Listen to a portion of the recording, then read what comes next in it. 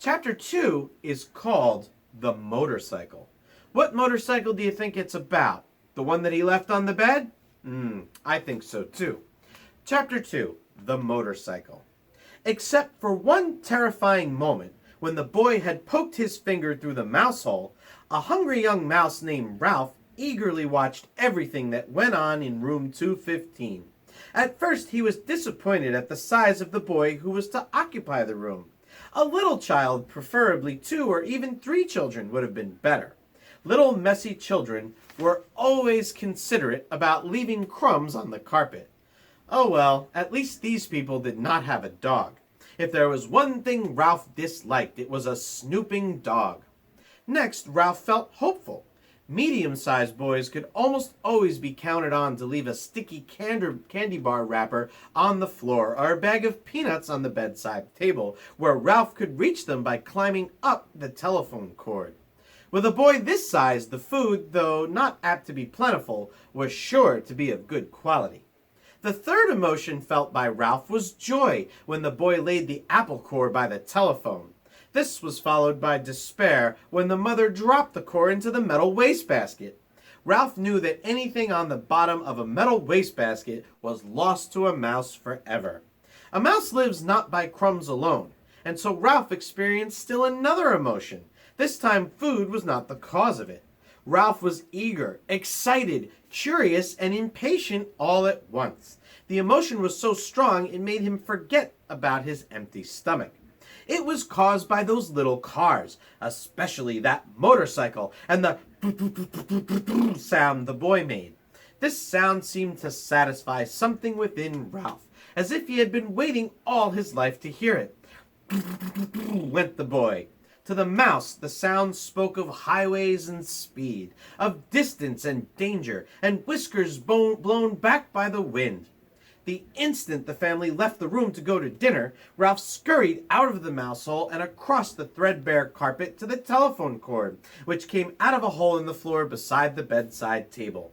"Ralph!" scolded his mother from the mouse hole. "You stay away from that telephone cord!" Ralph's mother was a great worrier. She worried because their hotel was old and run down, and because so many rooms were often empty, with no careless guests to leave crumbs behind for the mice. She worried about the rumor that their hotel was going to be torn down when the new highway came through. She worried about her children finding aspirin tablets. Ralph's father had tried to carry an aspirin tablet in his cheek pouch. The aspirin had dissolved with unexpected suddenness, and Ralph's father had been poisoned. Since then, no member of the family would think of touching an aspirin tablet. But this did not prevent Ralph's mother from worrying. Most of all, Ralph's mother worried about Ralph. She worried because he was a reckless mouse who stayed out late in the daytime when he should be safe home in bed. She worried when Ralph climbed the curtain to sit on the windowsill to watch the chipmunk in the pine tree outside and the cars in the parking lot below. She worried because Ralph wanted to go exploring down the hall instead of traveling under the floorboards like a sensible mouse. Heaven only knows what dangers he might meet in the hall. Maids, bellboys, perhaps even cats. Or what was worse, vacuum cleaners. Ralph's mother had a horror of vacuum cleaners. Ralph, who was used to his mother's worries, got a good running start and was already halfway up the telephone cord. "Ralph, remember your Uncle Victor," his mother called after him. Ralph seemed not to hear. He climbed the cord up to the telephone, jumped down, and ran around the row of cars. There it was, on the end, the motorcycle. Ralph stared at it and then walked over and kicked the tire. Close up, the motorcycle looked even better than he expected. It was new and shiny and had a good set of tires. Ralph walked all the way around it, examining the pair of chromium mufflers and the engine and the hand clutch. It even had a little license plate, so it would be legal to ride.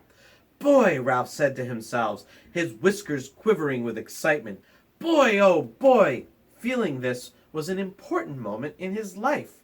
He took hold of the hand grips. They felt good and solid beneath his paws. Yes, this motorcycle was a good machine, all right.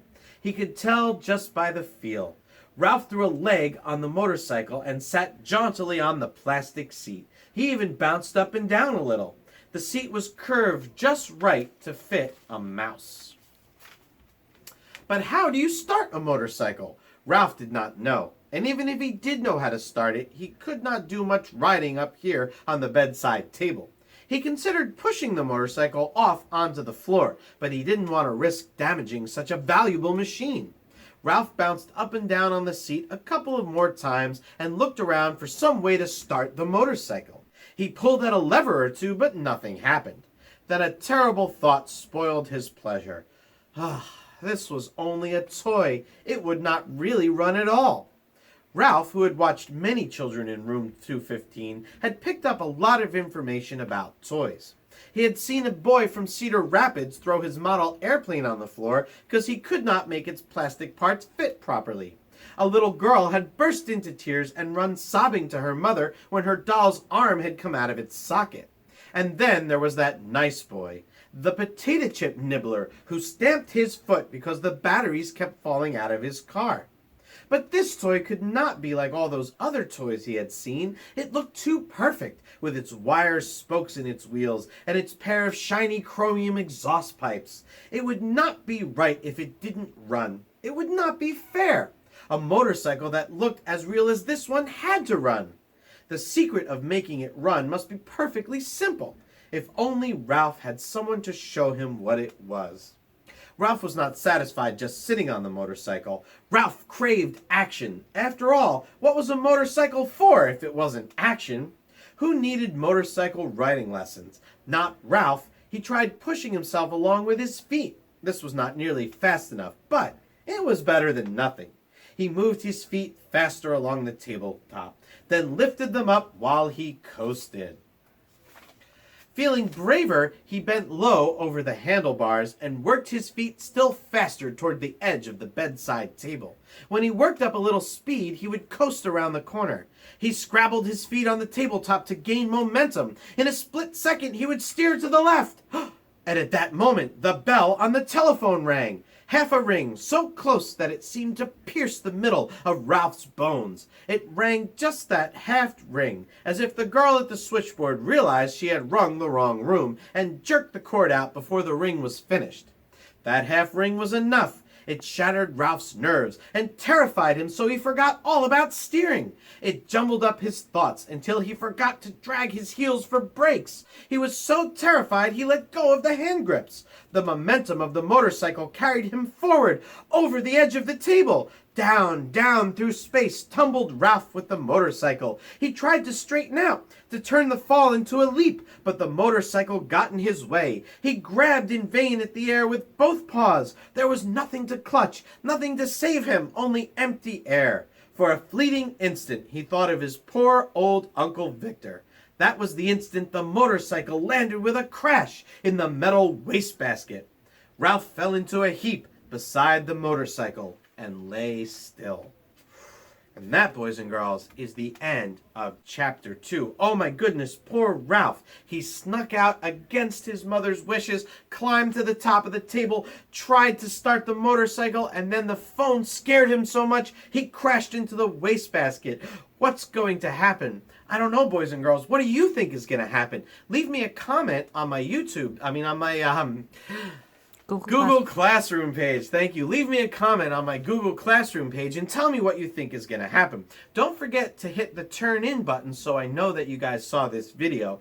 And check back tomorrow for another great chapter, chapter 3, during Mouse Week. By the way, there is a movie of this mouse and the motorcycle. I remember it when I was a little kid. It was very, very cool. I loved that movie, and so did Mrs. S. So if you have some time and you want to check it out, I believe it's on YouTube. Just type in The Mouse and the Motorcycle, and you should find the movie. In the meantime, check back tomorrow for more Mouse Week craziness. Squeak, squeak, squeak.